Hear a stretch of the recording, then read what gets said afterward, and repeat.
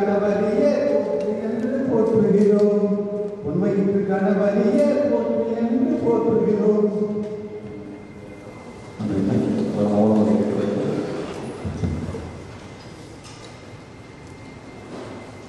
நாடு விட்டு நாடு சென்று நாட்டார் குணமறிந்து நல்லவரை கெட்டவரை நயமாக பகுத்துணர்ந்து பாடுபடும் மக்களுக்கு பாங்காக பொருள் தந்து அடக்கமாய் வாழ்ந்து அதிகமாய் பொருளீட்டி தாய்நாடு விரும்பும் எங்குளத்தோரே நகரத்தார்களே, கொப்பாத்தார் முழுவதற்கும் கோலநல காரைக்குடிகளில் ராமநாத நோயால் பங்கெடுத்த தலைமன் இலக்குணை வணக்கத்தினை இவ்வவைக்கு ஸ்ரீ காசி நாட்டுக்கோட்டை நகரச்சத்திர மேலாண்மை கழகத்தின் சார்பாக பணிவன்போடு தெரிவித்துக் கொள்கின்றேன். இந்த அயோத்தி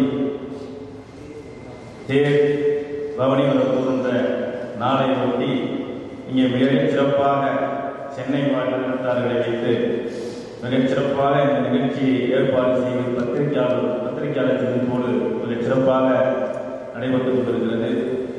இந்த நிகழ்ச்சிக்கு வருகையிலுள்ள எனது ஒட்டுமொத்த நகரத்தாருடைய ஜாம்பவங்கள் அனைவரையும் வருக வருக வருக என அன்புடன் நான் வரவேற்கிறேன். மற்றும் ஜனநாயகத்தை காப்பாற்றக்கூடிய தூண்களாக இருக்கக்கூடிய பத்திரிகையாளர்களையும் வருக வருக வருக என அன்போடு வரவேற்கிறேன். எங்கெல்லாம் உங்களுடைய பேனா எழுத்துக்கள் குடிக்கிறதோ அங்கெல்லாம் மானுடம் முந்திருக்கிறது என்று சொல்வார்கள். அப்படிப்பட்ட பத்திரிகை நண்பர்களை இந்த நிகழ்ச்சிக்கு வருக வருக என அன்போடு வரவேற்கின்றோம். எங்களது காசி சத்திரம் நாடு போற்றும் நல்லினத்தார் நகரத்தார் திரைகள் ஓடி சேகரித்து ஆன்மீகம் வளர்க்கும் சிகரத்தார் 200 வருடங்களாக காசி விஸ்வநாதருக்கு அபிஷேகத்திற்கு பூஜை சாமான்கள் அனுப்புகிறது காசி நாட்டுக்கோட்டை சத்திரம். இதுவே எங்கள் பேர் சொல்லும் சரித்திரம். ஆன்மீகம் எங்கள் ஆதாரம் ஆகாரம். இதன் தொடர்ச்சியாய் பிரச்சாரமாக அயோத்தியில் ஸ்ரீராமருக்கு தேர் மிகச் சிறப்பாக ஏப்ரல் 8ஆம் தேதி நடைபெறுகிறது. மீண்டும் உங்கள் அனைவரையும் வருக வருக என காசி சத்திரத்தின் சார்பாக வரவேற்று இடம் வருகிறேன். நன்றி, வணக்கம். நன்றி. நடந்து கொண்டிருக்கும் இந்த பத்திரிகையாளர் கூட்டத்திற்கு தலைமையில் இருக்கும் எங்கள் ஐயா நீதியரசர் திரு லட்சுமணன் ஐயா அவர்களே, இந்த குடும்பத்தினுடைய தலைவர் திரு டிஎன்சிடி வள்ளியப்பன் அவர்களே, திரு ஞானன் அவர்களே, காசி சத்திரத்தினுடைய முன்னாள் நிர்வாகிகள் திரு சிவனடியானன் அவர்களே, திரு சுப்புசுந்தரம் அவர்களே, திரு ரவி அண்ணன் அவர்களே மற்றும் இந்த திரளாக வந்துள்ள செயற்குழு பொதுக்குழு உறுப்பினர்களே, நகரத்தார் பெருமக்களே, பத்திரிகையாளர்களே, உங்கள் அனைவரையும் முதற்கண் வணங்கி மகிழ்கின்றேன். தமிழகத்தில் சிறந்த பத்திரிகையான தினமணியினுடைய ஆசிரியராக இருந்த திரு சம்பந்தன் அவர்களுடைய மகள் வீட்டில் நான் என்பதை அறிமுகப்படுத்திக் கொள்வதில் நான் வெற்றிக்கு மகிழ்ச்சியடைகின்றேன். 1813 ஆரம்பிக்கப்பட்ட ஸ்ரீ காசி நாட்டுக்கோட்டை நகர மேலாண்மை கழகம் இன்றைய தேதியில் சிறந்ததொரு ரதத்தை செய்து காரைக்குடியிலிருந்து செய்து ராமநவமி என்று அது அயோத்தியில் உலாவர உள்ளது.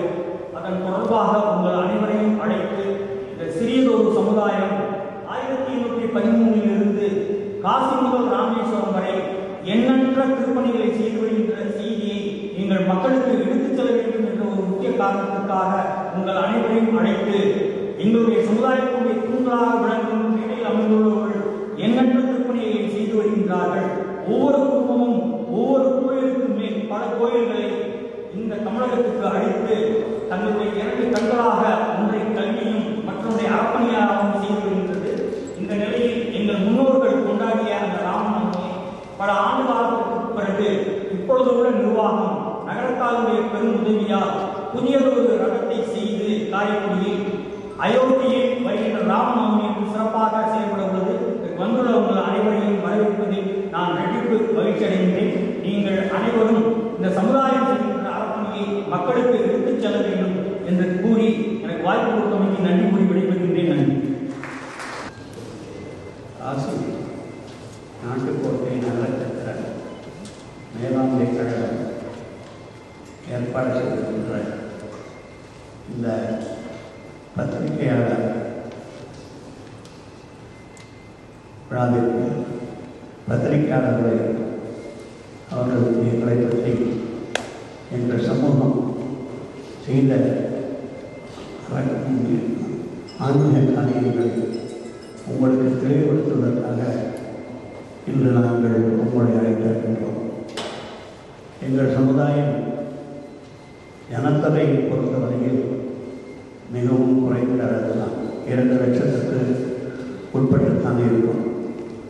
ஆனால் இந்த சமுதாயம் செய்திருக்கின்ற அறப்பணிகள், ஆலய பணிகள், ஆன்மீக காரியங்கள் வேறு எந்த சமுதாயமும் செய்ததாக சரித்திரமில்லை. தஞ்சாவூருக்கு நீங்கள் சென்றால் ஒவ்வொரு ஊரிலும் இருக்கின்ற ஆலயங்களை நிறுவியது நகரத்தார்கள் தான். அது மட்டுமல்ல, செட்டிநாட்டிற்கு நீங்கள் எந்த ஊருக்கு சென்றாலும் ஒரு கோவில், ஒரு ஊரணி, ஒரு வேத பாடசாலை, ஒரு பசுமடம், இது மாதிரி இல்லாத ஊர்களே இல்லை. இவைகளெல்லாம் நினைக்கின்ற பொழுது எங்கள் முன்னோர்கள் எல்லாம் எங்களுக்கு இந்த சமுதாயம் எவ்வாறு பின்னால் இந்த ஆன்மீக காரியங்களை செய்து தர வேண்டும் என்று எங்களுக்கு அறிவுறுத்தி இருக்கின்றார்கள். நகரத்தார்கள் தொழில் சம்பந்தமாக பல வெளிநாடுகளுக்கு சென்று அங்கு உள்ளவர்களுக்கு கடன் கொடுத்து அவர்களையும் பொருளீட்டு செய்து அவர்களும் பொருள் ஈட்டி இந்திய நாட்டிற்கு வந்து தன்னுடைய சொந்த ஊரிலே ஒரு ஆலயம் கட்டியது அல்லது ஒரு திருமண விழாவை நடத்தியது போன்ற காரியங்களை செய்திருக்கிறார்கள். இன்றைக்கு எங்களுடைய வணிக தொடர்பு மலேசியா, சிங்கப்பூர், ஸ்ரீலங்கா போன்ற பல நாடுகள், இன்னும் பல நாடுகள் இருக்கின்றன. அங்கெல்லாம் வியட்நாம், செய்கோன் என்ற ஊர்களிலெல்லாம் வியாபாரம் செய்து தொழில் செய்து பொருளீட்டி இருக்கின்றனர். இன்றைக்கு நான் வட இந்தியாவில் மட்டும் ஒரு 25-26 இடங்களிலே எங்களுடைய அறப்பணிகள் நடந்து வருகின்றன. ஒரு சில மாதங்களுக்கு முன்னர் 2 ஆண்டுகளுக்கு ஒரு முறை இதற்கு தேர்வு நடத்தப்படும். தலைவர், உபதலைவர், செயலாளர் மற்றும் உறுப்பினர்களை தேர்ந்தெடுக்கின்ற வழக்கம். இப்பொழுது அண்மையிலே பல ராமசாமி அவர்கள் தலைவராக அவரை தேர்ந்தெடுத்திருக்கின்றார்கள். அதே போன்று செயலாளர்கள் மற்றும் செயற்குழு உறுப்பினர்கள் எல்லாம் தேர்ந்தெடுத்திருக்கின்றார்கள். இவர்கள் வந்த 6 மாத காலத்தில் நான் பல செய்தித்தாள்களிலே வாட்ஸ்அப்பிலே எல்லாம் பார்த்திருக்கிறேன். அவர்கள் ஆற்றிய பணிகள் அளவிடற்கரியது என்று நான் விஷயம் கூற முடியும். ஏனென்றால் எங்களிடம் இருந்த சொத்துக்கள் சிலவற்றை பராமரிக்காமல் போய்விட்டது. பராமரிக்கும் சொத்துக்களை இப்பொழுது சரியாக பார்க்கின்ற முறையில் ஏற்கனவே நம்மை விட்டு சென்ற சொத்துக்களை எல்லாம் மீட்டெடுக்கின்ற வகையிலும் இந்த பழ ராமசாமி அவர்கள் தலைமையிலே இந்த குழு மிகச்சிறப்பாக பணியாற்றி வருகின்றது. அது எனக்கு மிகுந்த மகிழ்ச்சி ஏற்படுகிறது. காசி சத்திரத்தை பற்றி எனக்கு மிக நன்றாக தெரியும். பல எங்களுடைய பெரிய தகப்பனார் அதற்கு தலைவராக பல நிகழ்ச்சிகள் இருக்கின்றார்கள். அவர்கள் மூலம் நான் அந்த சத்திரத்தினுடைய நடவடிக்கைகள், அவர்கள் ஆற்றுகின்ற தர்மங்கள் இன்றைக்கும் பார்த்தால் எங்களுடைய காசி சத்திர விடுதியில் இருந்து விஸ்வநாதர் ஆலயத்திற்கு சம்போ என்ற ஒரு நிகழ்ச்சித்தனம் நடைபெறுகிறது. இங்கிருந்து பூஜை சாமான்கள் மற்றவை எல்லாவற்றையும் அங்கு எங்களுடைய விடுதியில் இருந்து எடுத்து சென்று விஸ்வநாதருக்கு அன்றைக்கு ஒவ்வொரு நாளும்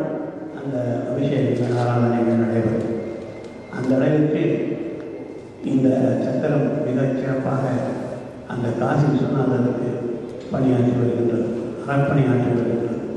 அதனால் தான் இந்த சமுதாயம் இன்றைக்கு இன்னும் வளர்ந்து கொண்டு இருக்கின்றது என்று சொல்லலாம். இப்பொழுது இந்த விழாவினுடைய முக்கிய நோக்கம் வருகின்ற ஏப்ரல் 2ஆம் தேதி அயோத்தியில் புதிதாக செய்யப்பட்ட, இப்பொழுது சென்று கொண்டிருக்கிறது, காரைக்குடியிலிருந்து கண்டெய்னர் மூலம் அது சென்று கொண்டிருக்கிறது. வருகின்ற 2ஆம் தேதி அந்த விழா ஏற்பாடு செய்யப்பட்டிருக்கிறது. அதற்கு முன்னர் நாம் செய்த நல்ல காரியங்களை நகரத்தார்கள் மட்டும் தெரிந்து கொள்ள வேண்டாம், மற்றவர்களும் தெரிந்து கொள்ள வேண்டும் என்ற முறையிலே இன்றைக்கு நாங்கள் உங்களை எல்லாம் அழைத்திருக்கின்றோம். ஒவ்வொரு ஊரிலும் பார்த்தா அவ்வளவு தர்மங்கள் செய்திருக்கிறார்கள். எங்களுடைய முன்னோர்கள் எல்லாம் அந்த காலத்தில் சென்று அதை செய்திருக்கிறார்கள். அந்த அளவிற்கு இந்த இந்த தேர் வருகின்ற 2ஆம் தேதி ஓட இருக்கின்றது. அது அந்த விழா சிறப்பாக நடைபெற இருக்கின்றது. அது எவ்வாறு செய்வதற்கு இவர்களுக்கு எண்ணம் உள்ளது என்பதை இவர்கள் கொடுத்திருக்கின்ற ஒரு சிறு குறிப்பிலிருந்து நீங்கள் தெரிந்து கொள்ளலாம். அதாவது இந்த தேர் 40 லட்சம் ரூபாய் செலவில் மரத்தேரை வடிவமைத்து இங்கிருந்து அனுப்பியிருக்கின்றோம். 1882 முதல் 1942 வரையில் 60 ஆண்டுகள் அயோத்தியில் நகரத்தார்களால் நடத்தப்பட்ட தேர் திருவிழா மீண்டும் இந்த ஆண்டு விமரிசையாக தொடர்கிறது. இதை விட ஒரு தனியாக இதை விட ஒரு பாராட்டு கொடுக்க வேண்டிய ஒரு நிகழ்ச்சி இந்த காசி நாட்டுப்படைத்திருக்கிற மேலாண்மை குழுவுக்கு இருக்க முடியாது. இப்பொழுது அதனுடைய புகைப்படம் இல்லையா, அந்த போஸ்டர் புகைப்படத்தை இப்பொழுது நாங்கள் அவர்கள் வெளியிட்டிருக்கிறோம். அதை பார்த்தாலே உங்களுக்கு எங்களுடைய தர்ம சிந்தனையை இங்கிருந்து 2000 மைலுக்கு அப்பால் இருக்கிற இடங்களுக்கெல்லாம் எங்கள் முன்னவர்கள் சென்று அறப்பணி அளித்திருக்கின்றார்கள் என்றால் வேறு எந்த சமூகமும் செய்திருக்க முடியாது. மற்றொரு பண்டித நேரு அவர்கள் எங்கள் நகரத்தார் சமூகத்தை பற்றி மிக அழகாக அவருடைய புத்தகத்தில் டிஸ்கவரி ஆஃப் இந்தியா என்ற புத்தகத்தில் எழுதியிருக்கிறார்கள். நகரத்தார் சமூகம் இண்டிஜினஸ் பேங்கர்ஸ், அதாவது பேங்கிங் இண்டஸ்ட்ரியை இந்த நாட்டிற்கு அறிமுகப்படுத்தியதை நகரத்தார்கள் தான் என்று. ஏனென்றால் இங்கிருந்து வெளிநாடுகளுக்கு சென்று அங்கு பொருள் ஈட்டி அங்கு அவ்வாறு அங்கு ஏற்றுகின்ற பொருளை இந்த நாட்டிற்கும் கொண்டு வந்து அங்குள்ளவர்களை சம்பாதிக்க வைத்து அந்த நல்ல தர்ம காரியங்களை செய்வதற்கு அது ஒரு ஊன்றுகோலாக இருக்கிறது என்பதை அவர் அந்த இதில் அந்த பத்திரிகை புத்தகத்தில் சொல்லியிருக்கிறார். அது தவிர வட்டி தொழிலை நகரத்தார்கள் தான் சிறப்பாக செய்து வந்திருக்கிறார்கள். இவர்களுக்கு இணையாக நம்மளை செட்டியார் என்றும் அவர்களை சேர்த்து என்றும் 2 சமுதாயத்தை ஒன்றாக குறிப்பிட்டு 2 சமுதாயத்தினுடைய அவருடைய வியாபார திறமை எவ்வாறு இருந்து வந்திருக்கிறது என்பதை அவர்கள் குறிப்பிட்டிருக்கிறார்கள். அந்த புத்தகத்திலே நாம் செய்த தர்மங்களை எல்லாம் பற்றி அவர்கள் சொல்லியிருக்கிறார்கள். அந்த அவர்கள் கூறியபடி எங்களுடைய ஆன்மீகத்தோடு இன்றைக்கு மீண்டும் தொடங்குகின்றது. 60 ஆண்டு அயோத்தியில் நகரத்தால் நடத்தப்பட்ட தேர்விழா இடையில் நின்றுவிட்டது. இப்பொழுது மீண்டும் அந்த விழா விமரிசையாக தொடர இருக்கின்றது. இந்த குழுவுடைய தலைவர் ராமசாமி அவர்கள், 2 செயலாளர்கள் லக்ஷ்மணன் மற்றும் இன்னொரு செயலாளர் என்பவர் இருக்கிறார், செயற்குழு உறுப்பினர்கள் இருக்கிறார்கள். இவர்களுக்கெல்லாம் உதவுவதற்காக நம்முடைய பெரும் தொழிலதிபர் VMCT வள்ளியப்பன் அவர்கள், சிவனடியான் போன்றவர்கள் எல்லாம் அவர்களுக்கு அவ்வப்பொழுது அவர்களுக்கு அறிவுரை வழங்கி அவர்கள் எவ்வாறு ஆன்மீக காரியங்களை தொடர வேண்டும் என்று அவர்களுக்கு சொல்லி வருகிறார்கள். இப்பொழுது நான் சொன்னேன் 22 இடத்துக்கு மேலே வடநாட்டில் மட்டும் இருக்கின்றது. அதுபோக இந்தியாவில் பல இடங்களிலே எங்களுடைய விடுதிகள் இருக்கின்றன, ஆலயங்கள் இருக்கின்றன. ஆனால் ஏற்கனவே இருக்கின்ற பொருளை விட நம்மை விட்டு சென்ற பொருளை எல்லாம் மீட்டெடுப்பது என்பது ஒரு முக்கிய குறிக்கோளாக கொண்டு இந்த குழு பணியாற்றி வருகிறது என்பதை நான் பலர் மூலம் அறிந்திருக்கின்றேன். அவருடைய பணி மிகச்சிறந்த பணி. நகரத்தார் சங்கத்தினுடைய பெயர் இந்த நாட்டில் மட்டுமல்ல, உலகெங்கும் அது இன்றைக்கும் பரவி வருகிறது, புகழடைந்திருக்கின்றது.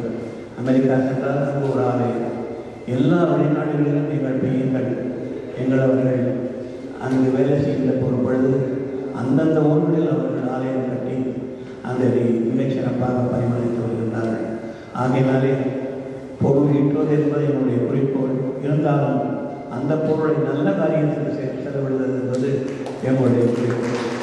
இன்றைக்கும் அதாவது இவ்வளவு தொழில் செய்கின்ற பொழுது நாங்கள் ஈட்டுகின்ற பொருளுக்கு மகமை என்ற ஒன்றை நாங்கள் எழுதுகிறோம். அதாவது நாம் சம்பாதிக்கின்ற ஒரு தொகையில் ஒரு அளவு தொகை மகமையாக நாங்கள் எழுதி வைக்கின்றது பழக்கம். அதே போன்று நாங்கள் கட்டியிருக்கின்ற சத்திரங்கள் அவைகளெல்லாம் எல்லா ஊர்களிலும் இருக்கிறது. அங்கு வந்து தங்குகின்றவர்கள் மகமை என்று ஒரு தொகையை அவர்கள் செலுத்த வேண்டும். அது கட்டாயம் அல்ல. அது தர்ம காரியத்துக்கு செல்கின்ற காரணத்தினாலே அனைவரும் அதனை இன்றைக்கும் எழுதி வருகின்றார்கள்.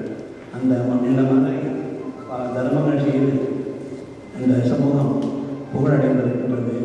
இந்த இனிய விழாவிலே கலந்து கொண்டு இந்த தேரை அறிமுகப்படுத்தியதற்கு எனக்கு வாய்ப்பளித்த தலைவருக்கும் மற்ற குழுவினருக்கும் என்னுடைய மனமார்ந்த நன்றியை தெரிவித்துக் கொள்கின்றேன்.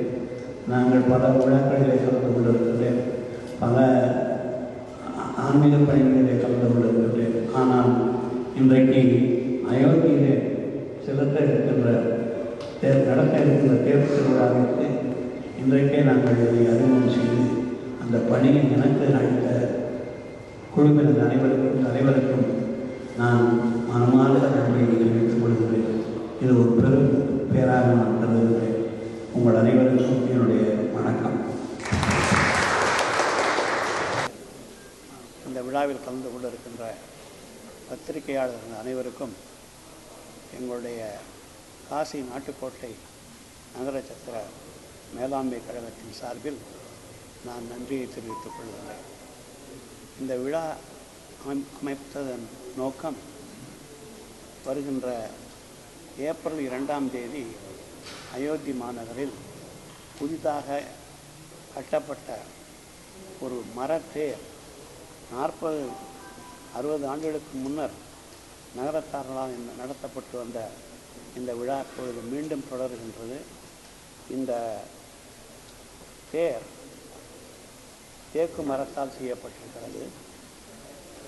40 லட்சம் ரூபாய் செலவில் அது செய்யப்பட்டிருக்கிறது. காரைக்குடியிலே ஒரு மிகச்சிறந்த ஒரு ஸ்தபதி ஏகாம்பர ஆசாரி அவருடைய தலைமையில் 66 நாட்களில் இவ்வளவு பெரிய ஒரு தேரை அவங்க செஞ்சுருக்காங்க. இந்த விழாவிற்கு மிகச்சிறந்த ஏற்பாடுகளை எல்லாம் செய்திருக்கின்றோம். நீங்கள் அனைவரும் அங்கு வந்து அந்த விழாவிலே கலந்து கொள்ளலாம்.